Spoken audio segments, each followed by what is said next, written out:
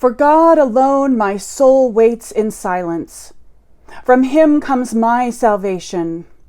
He alone is my rock and my salvation, my fortress. I shall never be shaken. This is the affirmation of the psalmist in our passage today from Psalm 62. Perhaps some of you can relate to the psalmist's sentiment. Perhaps you feel God's presence being like a strong rock, anchoring you through whatever comes your way in life. Perhaps others of you struggle with this sentiment. Perhaps God does not feel close to you, and perhaps it is difficult for you to trust God to be your rock in turbulent times. As Christians, we're told in the scriptures to trust God and to trust in God alone. But sometimes this can be difficult to do, especially during trying times like the ones we're living through now. What does it mean to trust in God and to trust in God alone? How can we learn to better trust God no matter what life brings our way? We'll explore today. Our passage comes from Psalm 62, a psalm attributed to King David, who is believed to have authored many of the psalms in the Bible. We don't know a lot of specifics about the historical background of the psalm, but it appears to be a psalm written during a time of distress. In the verses prior to our passage, David laments, "How long will you assault me? Would all of you throw me down, this leaning wall, this tottering fence? Surely they intend to topple me from my lofty place. With their mouths they bless, but in their hearts they curse." The leaning wall and tottering fence, both unstable and ready to collapse, are compared to God, who is described in the psalm as a rock, a refuge, and a fortress. The psalmist warns the listener not to put trust in those who exploit others or engage in extortion to hold on to power. The psalmist also chastens against trusting in earthly wealth, which is fleeting. All people, no matter what their status in life, pale in comparison to God's steadfastness.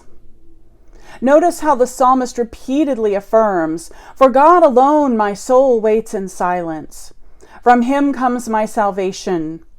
He alone is my rock and my salvation, my fortress. I shall never be shaken." There's an interesting word that is used here in the psalm. It's a short word in the original Hebrew, the word ak. This word occurs only 24 times in the entire Psalter, yet it occurs 6 times in this one psalm. According to one biblical scholar, this term can be translated only or alone, but also has the sense of truly or indeed, a bit of a punctuation, like an exclamation point at the end of a sentence. The psalm plays on this dual meaning of the term to make a theological point. Here are the 6 occurrences in this psalm. For God alone, ak, my soul waits in silence. Verse 2, he alone, ak, is my rock and my salvation. Verse 4, their only, ak, plan is to bring down a person of prominence. Verse 5, for God alone, ak, my soul waits in silence. Verse 6, he alone, ak, is my rock and my salvation. Verse 9, those of low estate are but, ak, a breath. One scholar notes in Hebrew, the term most likely has a sense of double entendre. At each point, it means both senses of the term, both this term only, but also kind of a punctuation indeed. To wait for God alone means to wait on God indeed. To truly hope in God means that one must hope only in God alone.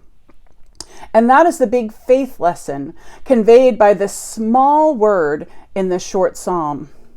To trust the Lord, according to Israel's scriptures, means to trust the Lord alone. As the great Shema puts it, "Hear, O Israel, the Lord our God, the Lord is one." Now, sermons on trusting God can be, well, a little preachy, as are most sermons. It's easy to tell others to trust God, but it can be really difficult to do this in practice, especially in the midst of our current circumstances with COVID and politics and economic uncertainty and wondering when we'll get the vaccine and when will it be able to hug our loved ones again and wondering when we'll be able to worship back in our sanctuary again, and all of these things that are weighing on us in our current time. It's been a really long slog through this pandemic and this election season and everything else that's been going on. And it can be genuinely hard to trust in God in the midst of such circumstances. That's why it's helpful not just to focus on the teaching of this passage to trust God alone, but also on the promise given that God is trustworthy. One commentator notes, the psalmist knows that the only thing that can produce faith is a promise. And in fact, the psalmist knows that behind the type of faith that the psalmist contends in this poem lies a promise. God's promise to sustain us, to be our rock and our fortress, our refuge in distress. That promise undergirds our faith. God's promise is stronger even than our ability to trust in God. Even when our faith falters and our trust weakens, God remains steadfast. This week, our nation held the inauguration of our new president, Joe Biden, from our own state of Delaware.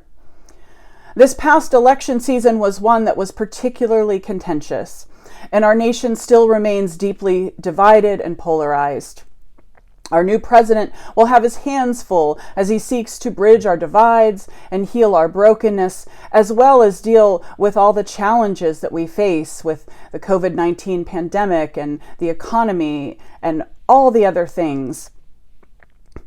I was heartened to see President Biden attend Mass prior to the inauguration, and I was moved by the various prayers offered by the different faith leaders during the ceremony.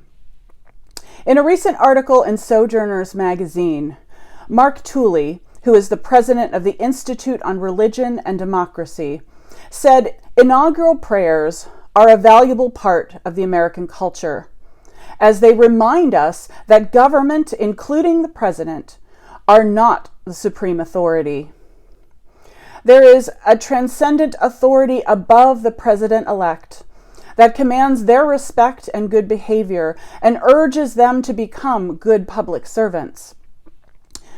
Tooley continues, it also connects the America's religious tradition of civil religion, which is a unifying force in that it allows people of all religious backgrounds to come together for a common purpose in our democracy. Tooley also emphasized the importance of prayer in trusting God for our nation. He writes, perhaps the prayers are more important now than they have ever been in their history. We are a country very divided and polarized. Obviously, we have gone through a year of crisis, and in the last couple weeks, an especially sharp crisis, Tooley notes.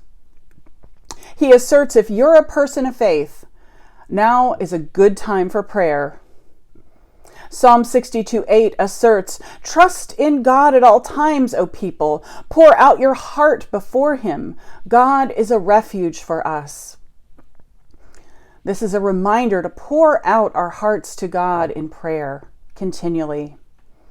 I found the whole inauguration ceremony very hopeful and uplifting. Like many, I felt a sigh of relief that the election season, which was a season of great tension and conflict and uncertainty, was finally over. No doubt we have many challenges to face ahead.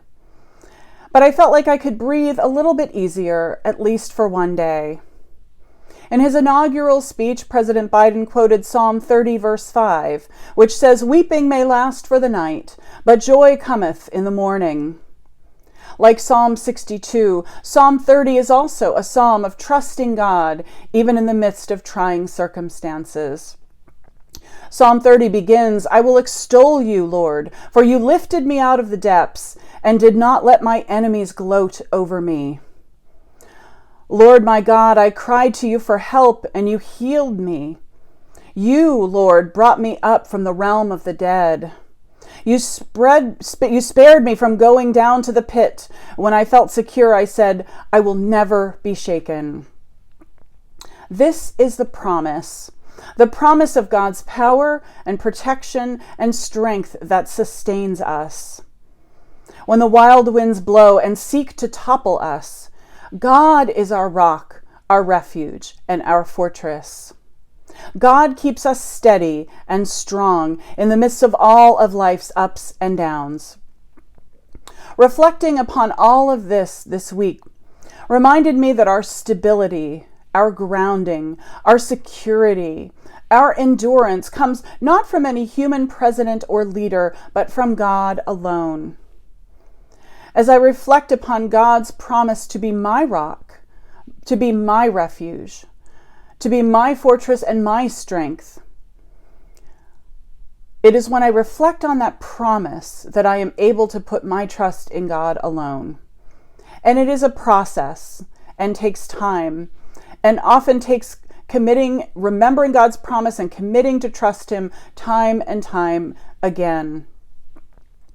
One of the most uplifting parts of the inauguration ceremony for me was the beautiful poem spoken by young Amanda Gorman entitled The Hill We Climb. If you didn't get a chance to see it, I strongly urge you to watch it. It is very moving and uplifting. One stanza of the poem particularly struck me that says, "Let the globe, if nothing else, say this is true, that even as we grieved, we grew. That even as we hurt, we hoped. That even as we tired, we tried. That we'll forever be tied together victorious. Not because we will never again know defeat, but because we will never again sow division. Scripture tells us to envision that everyone shall sit under their own vine and fig tree, and no one shall make them afraid. If we're to live up to our own time, then victory won't lie in the blade, but in all the bridges we've made. That is the promise to glade the hill we climb." The scriptural image Gorman references comes from Micah chapter 4, a vision of God's restored creation after judgment and exile, when all is made right and well and new. It reads, "In days to come, the mountain of the Lord's house shall be established in the highest mountains, and shall be raised up above the hills. People shall stream to it, and many nations shall come and say, 'Come, let us go up to the mountain of the Lord, to the house of the God of Jacob, that he may teach us his ways, and that we may walk in his paths. For out of Zion shall go forth instruction, and the word of the Lord from Jerusalem. He shall judge between many peoples, and shall arbitrate between strong nations far away. They shall beat their swords into plowshares, and their spears into pruning hooks. Nation shall not lift up sword against nation, and neither shall they learn war any more. But they shall all sit under their own vines, and under their own fig trees, and no one shall make them afraid, for the mouth of the Lord of hosts has spoken. For all the peoples walk each in the name of its God, but we will walk in the name of the Lord our God forever and ever." Friends, let us trust in God's promise to ultimately restore all things. And in the meantime, while we wait for the Lord in this life, let us affirm with the psalmist, "For God alone my soul waits in silence, for my hope is from him. He alone is my rock and my salvation, my fortress. I shall not be shaken." And may the Lord bless this message to our hearing. Amen.